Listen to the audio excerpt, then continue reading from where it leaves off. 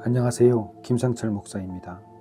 오늘은 마태복음 8장 23절에서 27절 말씀을 통해 두려움을 깨는 기도라는 제목으로 새벽 묵상을 하도록 하겠습니다. 제가 본문을 읽겠습니다. 예수께서 배에 오르심에 제자들이 따랐더니 바다에 큰 놀이 일어나 배가 물결에 덮이게 되었을 때 예수께서는 주무시는지라. 그 제자들이 나와 깨우며 이르되 주여 구원하소서, 우리가 죽겠나이다. 예수께서 이르시되 어찌하여 무서워하느냐, 믿음이 작은 자들아 하시고 곧 일어나사 바람과 바다를 꾸짖으시니 아주 잔잔하게 되거늘. 그 사람들이 놀라 이르되 이가 어떠한 사람이기에 바람과 바다도 순종하는가 하더라. 아멘. 누구도 예외 없이 인생은 큰 풍랑과 같은 어려움에 휘말릴 때가 있습니다. 예기치 못한 고난과 위기의 순간이라고 우리가 하죠. 그래서 그 경험을 하고 나면 이후에는 나에게만은, 나의 가정과 일터에서만은 없기를 바라는 소원이 생기게 됩니다. 근데 그럼에도 불구하고 그 일이 생기면 이전의 경험에 비추어 준비된 두려움이 생깁니다. 꼭 죽을 것 같은 거죠. 이러한 두려움은 우리를 사로잡은 후에 가장 소중하게 지켜야 할 믿음의 여정을 방해합니다.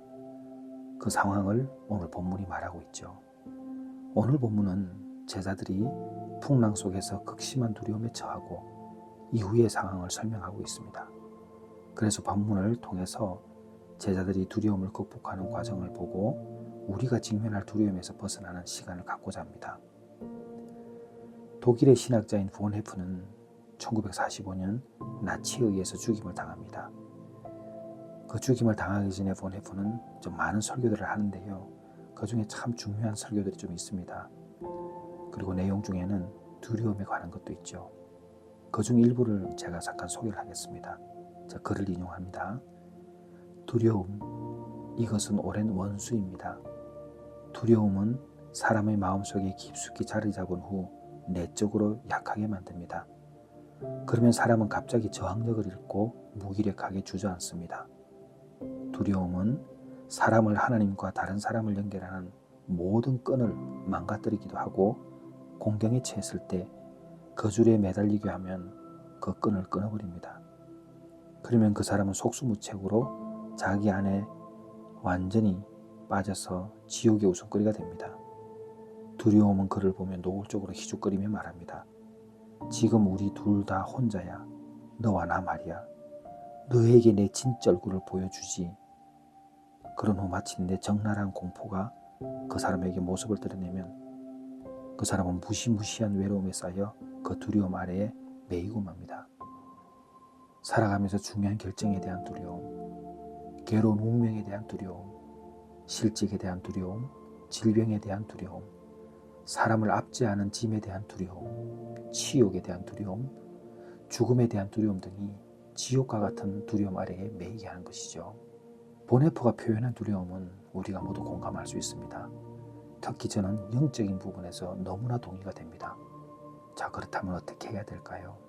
가장 중요한 것은 두려움으로 인해서 신앙이 나빠지는 것이 아니라 두려움이 오면 신앙의 시험대가 만들어졌다고 생각하는 것입니다. 다른 말로 표현하면 두려움이 우리 신앙의 시험대가 된다는 것입니다.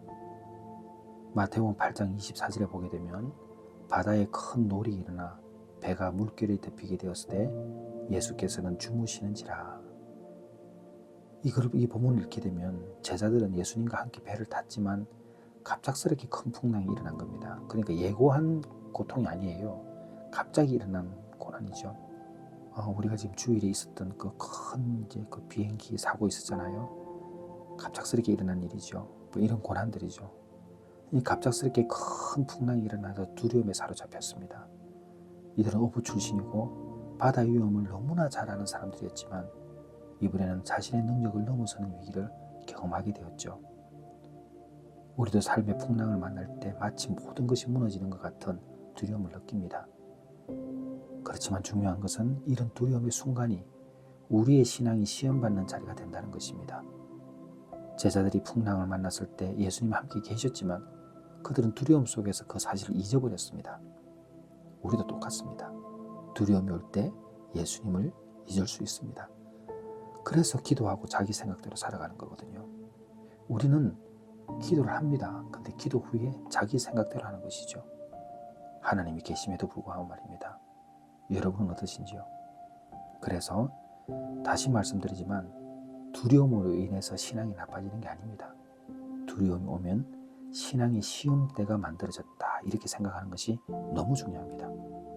그래서 그것을 알게 되면 예수님을 깨우는 기도가 이제 해야 되는 시점이라는 걸 알게 되는 거죠. 마태복음 8장 25절에 그 제자들이 나와 깨우며 이르되 주여 구원하소서 우리가 죽겠나이다.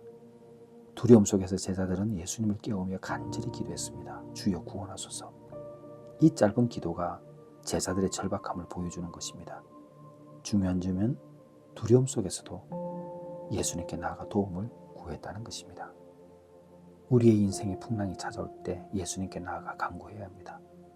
우리는 문제를 스스로 해결하려 하거나 하나님께 나아가는 것을 미루다가는 큰 수렁에 빠집니다. 제자들처럼 우리는 두려움의 순간에 적극적으로 예수님께 기도하며 도움을 청하는 것입니다. 자, 정리하면 두려움을 깨는 기도는 다른 것이 아닙니다. 두려움이 찾아오면 신앙의 시험대가 찾아왔다고 생각하고 예수님을 깨우는 기도를 해야 합니다. 물론 예수님은 주무시지도 않으시는 하나님이시죠. 그래서 이 표현을 달리 말하면 믿음을 가지고 기도하라는 것입니다. 기도를 하게 되면 우리는 경험합니다. 믿음이 두려움을 이긴다는 것을요. 마태복음 8장 26절에 있습니다. 예수께서 이르시되 어찌하여 무서워하느냐 믿음이 작은 자들 하시고 곧 일어나서 바람과 바다를 꾸짖으시니 아주 잔잔하게 되거늘. 예수님은 제자들의 두려움이 믿음의 부족에서 비롯되었다는 것을 지적하셨습니다. 믿음은 두려움을 넘어서는 가장 강력한 도구입니다. 두려움은 믿음이 부족 때문입니다. 다시 말씀드립니다. 두려움은 믿음의 부족입니다. 예수님께서 바람과 바다를 꾸짖으시고 큰 풍랑은 잔잔해졌습니다. 이 장면은 예수님께서 자연까지도 다스리시는 절대적인 권위를 가지신 분임을 보여주고 있습니다. 그것은 이용규 선교사님이 말씀하셨죠. 예수님은 우리가 하지 못하는 일을 하시는 분이다. 너무나 당연합니다. 우리 삶의 풍랑도 예수님의 권위 아래 있습니다. 두려움에 집중하지 않고 예수님께 집중할 때 우리는 삶의 풍랑을 극복할 수 있습니다. 사랑하는 성도 여러분, 두려움은 누구나 경험하는 감정이지만 그것에 지배당할 필요는 없습니다. 제자들이 풍랑 속에서 예수님의 능력을 경험했듯이 우리도 두려움의 순간에 하나님을 잡고 믿음으로 나아갈 때 놀라운 평안을 경험할 수 있습니다. 삶의 풍랑 앞에서 주저하지 마시고 예수님께 나아가십시오.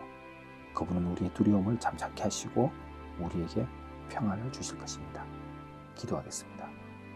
하나님 아버지, 오늘 제자들처럼 저희들도 두려움이 찾아올 때 이 두려움은 나의 신앙을 시험하는구나 이렇게 생각을 하고 예수님을 깨우는 기도를 하게 하여 주시옵소서.